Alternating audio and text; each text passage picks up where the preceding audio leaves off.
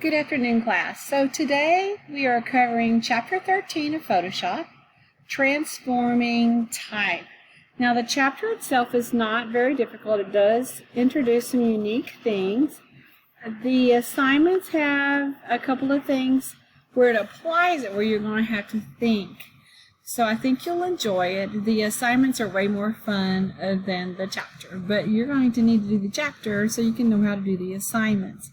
So with that being said, starting on page 13-6, display a bounding box. Y'all already know how to do that, so we're going to open up our file. So File, Open. We want to open up Photoshop PS13-1. So we're going to go to wherever you've saved your files. And of course, I have buried mine. So it takes a little while. Okay? And then we do File, Save As, and put your last name, first initial, wherever you are saving your stuff. And this first one is called Classic Cat. Alright? So much fun. Now, the first thing it says is display the rulers and go to the Typography Workspace. Remember, we created that week before last week? Okay. So the Typography Workspace. And we are going to click on the cat layer. So just plain Classic Cat. Alright? So we've selected the Classic Cat layer. Then we're going to choose our Move tool. Make sure that your bounding box show your transform controls on the selected layers the way fancier name. Alright, so make sure you can see your sizing handles basically. And then on page 13-7 it says to modify type using the bounding box. So what we're going to do is we're going to make our type bigger by just grabbing our handles and making them bigger. And it says to 194 pixels for the height. So height, 191. You know me, I can't ever get it exactly, so I'm going with 191. Now, you can come in here and adjust accordingly this way too. So this is by percentage how much we increased. So that is not the specific pixel that we just chose. Okay? Just in case you wanted to know. Now drag the right handle until the horizontal scale shows 90%. So here's our horizontal scale here. And we want that to say 90%, which means it's going to be smaller. Oh, we're going to do width instead. Okay.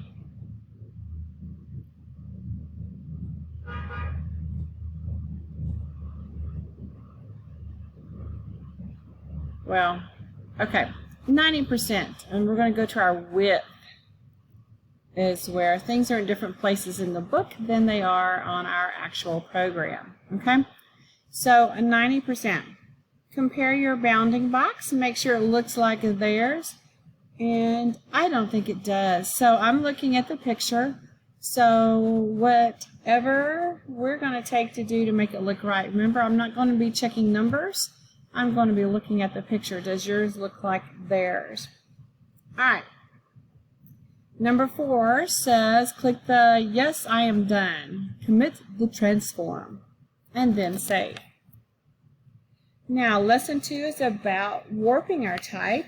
And we talked about how to do that a couple of chapters ago.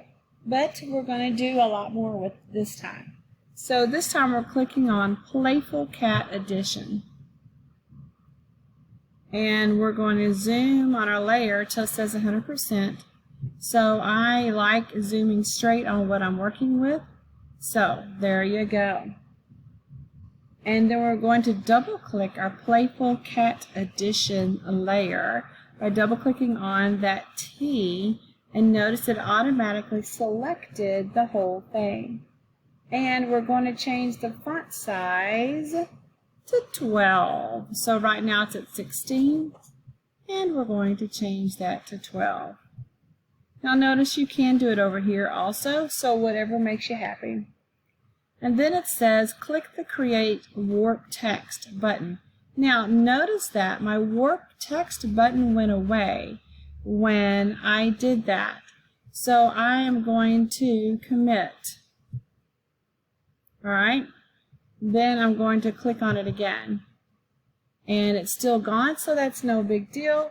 We can go to Type and go to Warp Text. So there's more than one way to skin a cat. Well, that's a bad choice of words for this one, right? Alright, so we're going to go to the Style List area and choose Arc Upper. And verify the horizontal option is selected. So horizontal is selected. And change the settings for the bend, horizontal distortion, and vertical distortion text boxes so they match those above. So our bend is at 40%. And I'm tabbing. His horizontal distortion's at -3. And our vertical distortion is at 10. And then we will say OK. Alright, so if you notice, ours looks nothing like theirs. So in the end, when we do everything they say, if it doesn't look right, then you can play with it and make it look better. Okay? So we're going to use the Move tool and center it over our cat. So obviously we're not done. And we're going to center it. See, when you get that line, that's how you know that it is now centered over that here or here, here or here. I'm going to go with that. Okay, so it's judging the space between here and here. Let me show you. Do you see the different arrows? Here, it has the same width from the bottoms as the Classic Cat title. Here,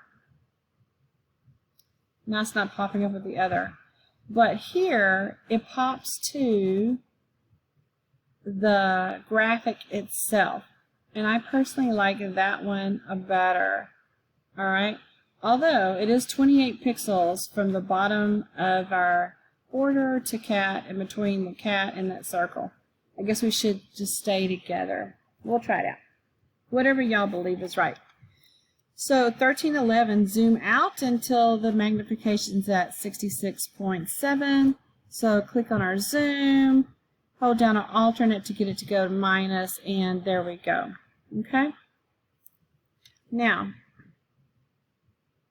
with that layer still selected, you're going to click on the Layer Style button. And we're going to choose Stroke.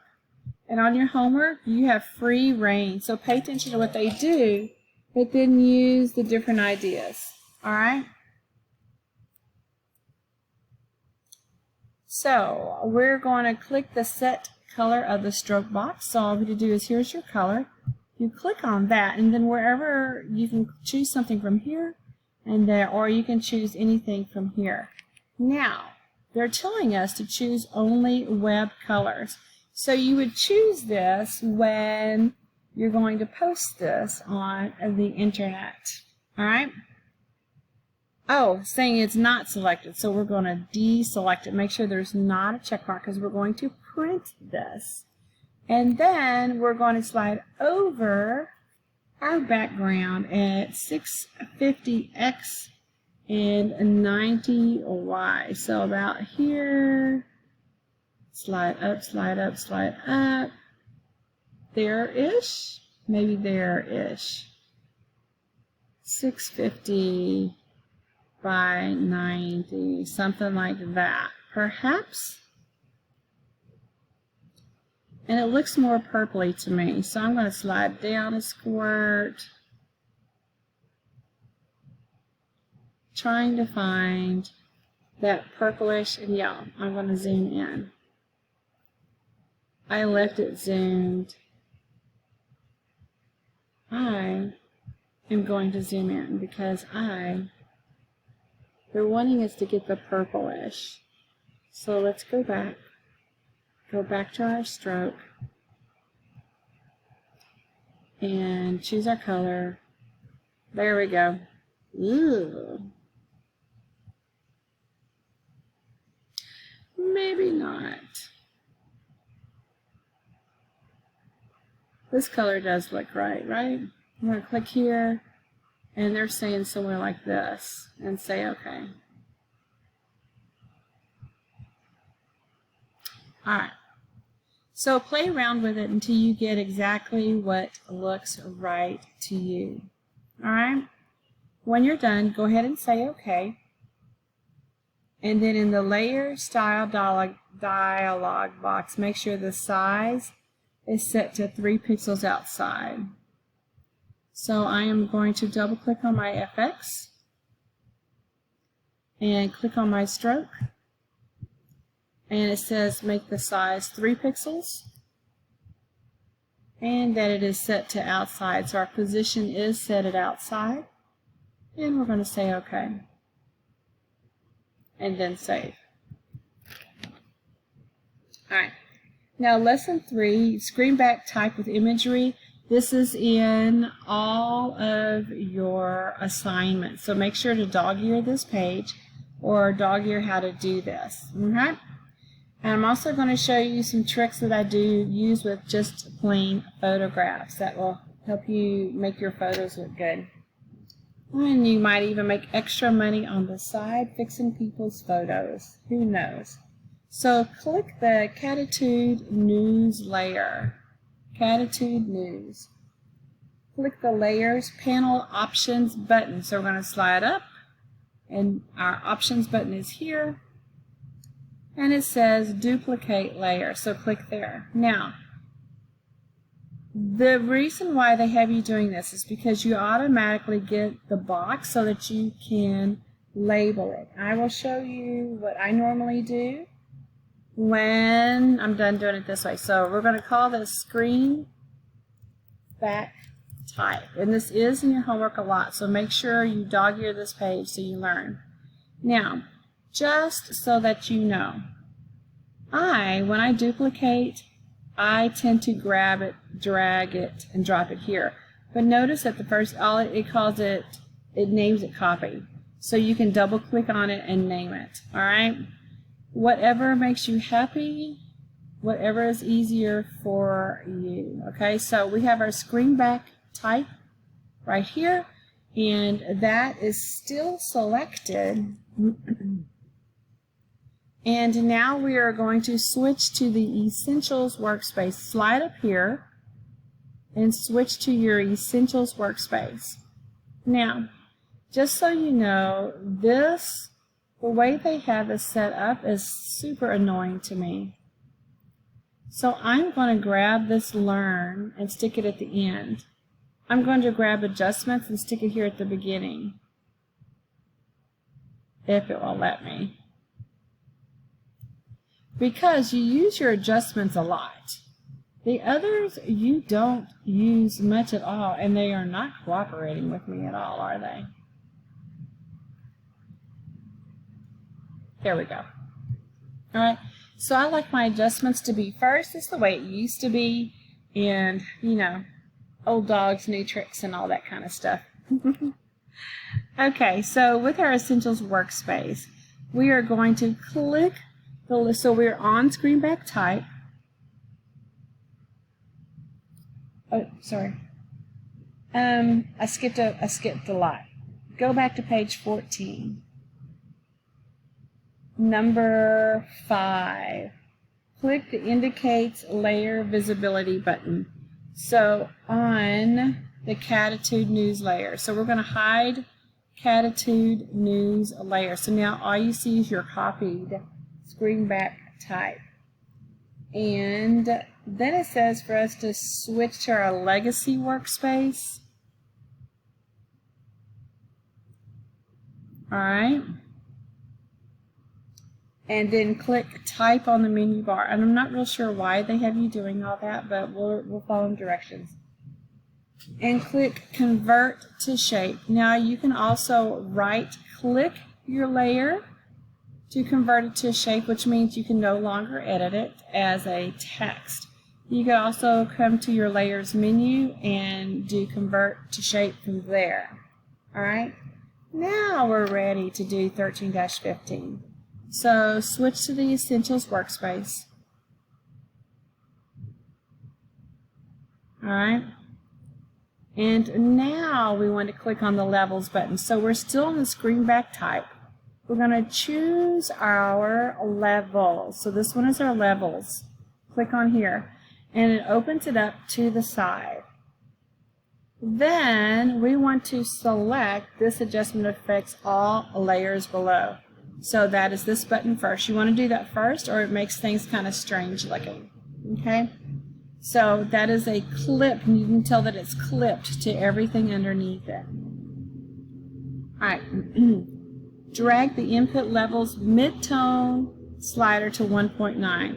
So your midtones are right here in the middle. Alright, so adjust midtone. First one is shadows. The last one is your highlights. Alright, so we're going to double click on that and type in 1.9. And then it says drag the output level. So how much is it of your dark tones and your light, your shades and your lights? And we're going to change the left output to 115. So our shadows are decreased to 115. Notice our slider slid here to the middle. And then you're going to collapse that back by clicking on the double arrows. Then it says click the screened back type layer on the layers panel and adjust the opacity to 85%. So you want to make sure you're on the screen back type, and we're going to change the opacity, that's how dark it is, to 85%. Okay? Now click on Layers 1, slide down to Layer 1, which is our background layer. Oh, and don't do anything. Hit Save. Alright, so you can see what we've done. Okay, so we changed our Catitude News to this faded gray. Okay. Now, on lesson 4, create a faded type effect. Page 18, create a fade effect. Now, this is really pretty cool. You can do some cool stuff with this. Click the black cat layer, and you do a lot of this in your homework also. Click the horizontal type tool. And then click right above the cat's ear, about here-ish, but higher, about 120 by 350, so here-ish,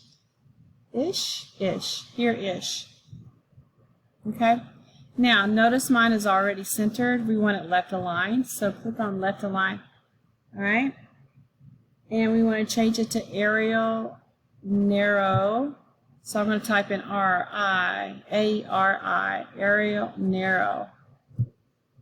Okay? Change the font size to 48. And black, which mine is on black, but you can double click on this. If it doesn't have all zeros there, then you're not black. Make it black. You can probably do a test from over here. All right. And then type time. So what we're going to type is times, T-I-M-E-S. Classic cat times. And then click on our check mark to commit everything we just did. Now, notice before when they asked us to do some stuff, we lost our warp text symbol, and we went to type and did it from there. So this is what the warp text symbol looks like, so you know what to look for. All right. So next, on number 4, it says add the layer mask button. So the layer mask is in your layer panel. Slide all the way down. It's the third icon, add layer mask. So 1, 2, 3, add layer mask. Click on that. When it does that, notice that you get this white box here. And you can select text or the mask when you're doing things. So right now our mask is what's selected on that layer. So we're going to choose our gradient tool here. And if you don't see yours, it might be under the paint bucket. So gradient tool, and then you're going to slide up here to choose the different options. So number 6 says choose the layer gradient, linear gradient style. That's the first button. Then it says click the gradient picker list arrow. So we're going to click on the down arrow. And it says to choose the black white style. So I'm going to slide clear to the top. In the basics, it says choose black white. So when you slide over it, foreground to background, foreground to transparent, black white. So that's what we want to choose. It's black white.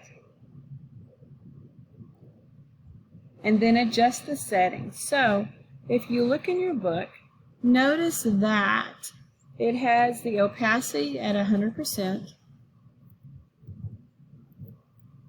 and that the reverse the gradient colors is not selected. So it should be white-ish. You have the dither is selected. So what dither does is that it makes the gradient smoother. It tells the program that to choose colors as close as possible to the surrounding pixels. So as your gradient changes, it makes a smoother gradient. All right, and we are also supposed to choose toggle gradient transparency. So we want to see the transparency. All right, so make sure that your layers mask is selected. So this thing here, make sure that that is selected. Then you're going to hold your shift key down. That way it's a straight line. That's all that does, is making it a straight line. Some of us don't go straight very well. And we're going to drag from the bottom of the times text to the top of the M. So we're going to slide up to the top of the M. Okay, and look, even though I'm going to go crooked, see, I can either, it's just straight lines is all it lets me do, and that's a good thing. Okay, so there you go. You have your gradient from faded to dark. All right, and then save. Cool trick, right? Now, on page 19, classic cat layer. So we're going to slide up. Click on Classic Cat. Click the Styles tab and then choose Basic Drop Shadow. Now, as you see, we do not have the Styles panel, so we're going to add that. So go to Window and then slide down to Styles, and click. Now, these are styles like we just created 2 styles ourselves. So these are pre-done styles, all right? So here's your basics, natural, fur, and fabric. So all kinds of crazy cool styles that y'all can go nuts with. The last assignment is totally your creation, okay? The others help you learn how to do some cool stuff. But play with the styles. I mean, there's some awesome things. All right, Styles tab, Basic Drop Shadow. So our basic drop shadow, they are now calling OSX system drop shadow. So select that, and it is a basic drop shadow on the classic cat layer. Alright, and then you can close that Styles tab, and voila, now you see it. Okay? Now click the kitten layer. Y'all, I'm going to drag this up because it really is annoying to me. I like to see it all. Okay, kitten layer, at least as much as possible. So go to your kitten layer. Click on the kitten layer. Now, notice right now our shape is selected, Smart Object Thumbnail, or here's our layer mask. So it says click the kitten layer. Make sure that the Smart Object Thumbnail is selected. So make sure that this is selected, not that. This is selected, Smart Object Thumbnail. Now, we're going to click on Filter in our menu bar. Then go to Render. And this is also in your assignments, but is as an option. So, Render Lighting Effects. Now, you're going to choose the default style. So the presets are up here, and then the properties are over here. Okay? So in our presets, it might have turned up on one of these. So make sure that you choose the default preset. And on your homework, you can choose whatever you want. Have fun with it. On the options bar, and point is selected in the properties panel. So we're going to slide over here as our properties. Spot is what I have right now. So I'm going to click on the down arrow and choose point. And in here, it specifically says that the light source is over the cat's ear. Now, back in the day, this opened up with a small picture of your actual photo, and you could grab a hand and move it around and force it to be where you wanted it to be. Now, it doesn't appear to allow you to do that anymore, so that must be one of the newer changes. Okay?